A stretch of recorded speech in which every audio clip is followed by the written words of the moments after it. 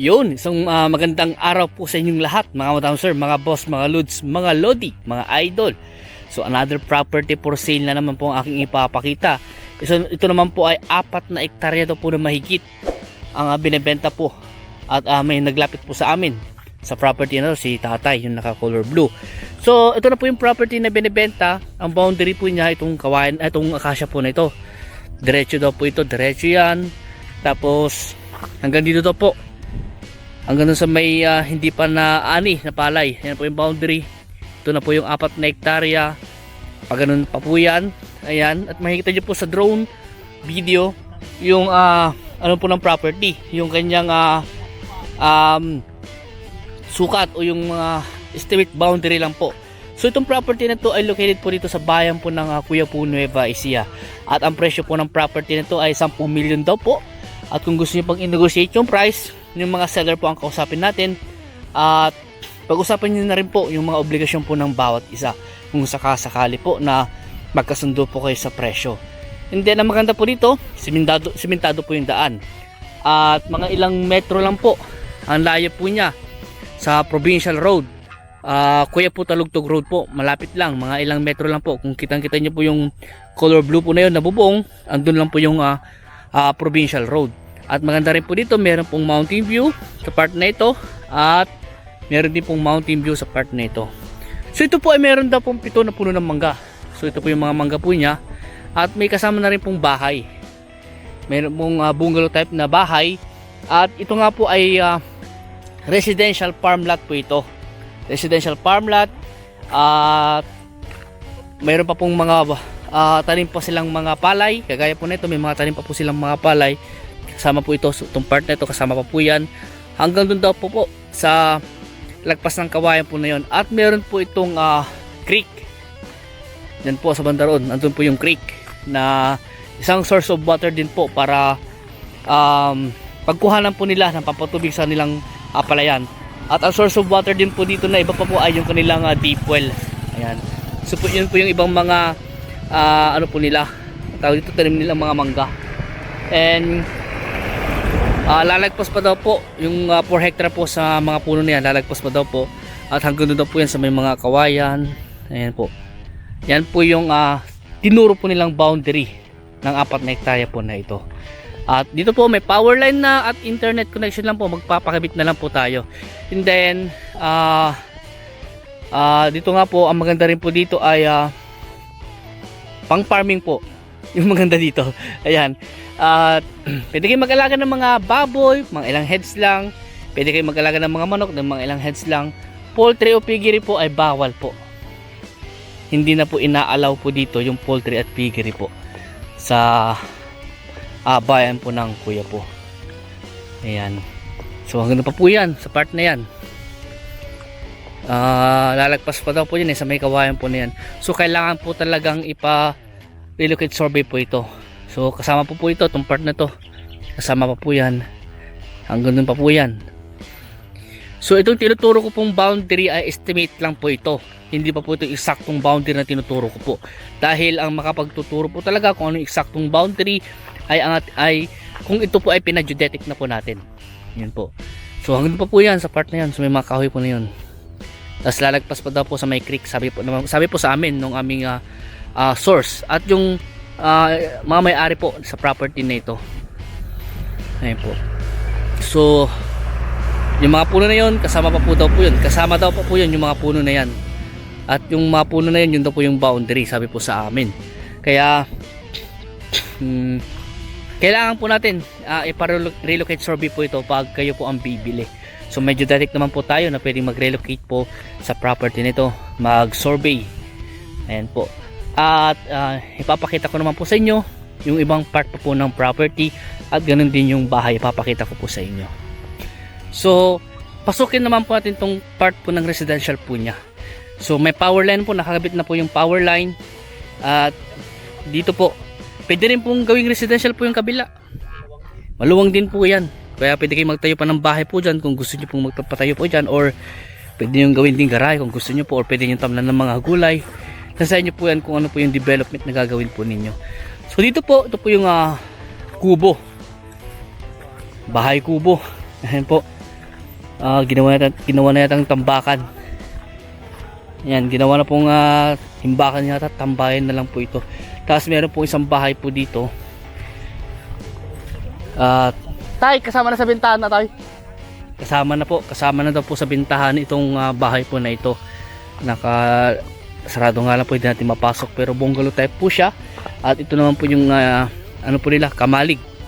Diyan po nila iniimbak yung mga gamit o yung mga inaani po nilang mga palay. So dito po meron din po silang mga tanim na kalabasa. Kitang kita lang po, may mga tanim po silang kalabasa dito.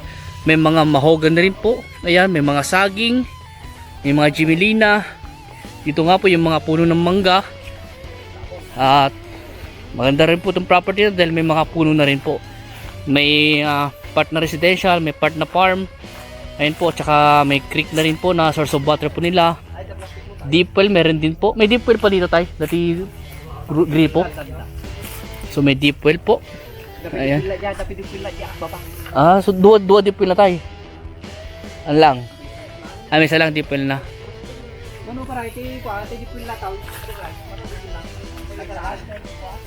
Yan po, tsaka mayroon din po silang yung maasim po, ba tawag yan? Sabi kasi the life tawag dyan eh. Tapos may mga puno ng mangga dito, paras the life. Tapos ito, ang ganda ng nila, ang ganda ng kalabasa nila. Ay, bibidyo ko lang po. So ayan po.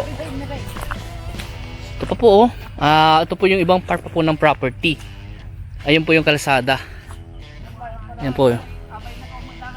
Tapos yung frontage po niya maluwang din eh. Malapad din yung frontage siguro. Nasa mga 100 mahigit po siguro na metro yung kanyang frontage. Ayan po. At ito naman po yung kanilang part ng property na binubukid din po.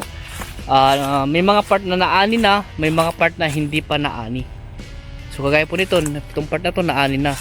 Tapos yun nga po sabi ko, itong mga puno daw po na ito ay kasama daw pa po ng property, kasama pa sa property. And then yung boundary nga po hanggang doon daw pa po yan sa may mga puno na yun, yung boundary daw. Lalagpas pa daw po sa may acacia. Ayan po. At tignan po nyo kung gaano kaganda. Tsaka malamig po dito kasi nga mapuno po siya. At madami kayong pwedeng gawin dito. Pwede kayong magtanim ng mga gulay, o pwede nyong gawing farm resort. Sa inyo po yan kung ano po yung development na gagawin nyo po sa property kung kayo po bibili. Dahil ang maganda nga rin po dito, malapit lang din po nga siya sa tawag dito yung provincial road. Sa national highway siguro nasa mga 13 kilometers po siguro, and then sa town proper nasa mga 15 kilometers po siguro ang estimate po namin. Sa T-Flex exit sa Anao, siguro mga 20 minutes driving po. Sementado naman po yung dadaanan po natin, wala po tayong dadaan ng rough road. At sa Manila, sa mga 3 oras po ang biyahe. Ayan po. So sa mga client po namin dyan na naghahanap po ng ganito na residential farm lot na pwede kayo magtanim ng palay, gulay, or kung ano yung pang gusto nyo itanim, mga fruit bearing, ay pwede po. At ito po ay maganda rin po investment kung sakasakali. At sa mga may mga business po dyan na about sa farming, baka pwede po sa inyo ito. So ito po yung dalayap na tinatawag nila. At may mga may mga kumukuha, mga siguro hindi kayo nagpaalam, no? Sa may punaw. Ayan po. So ito naman po yung ibang part po ng property. Ayan po. Okay. So itong part na ito, tinamnan po nila ng kalabasa. Ayan, no?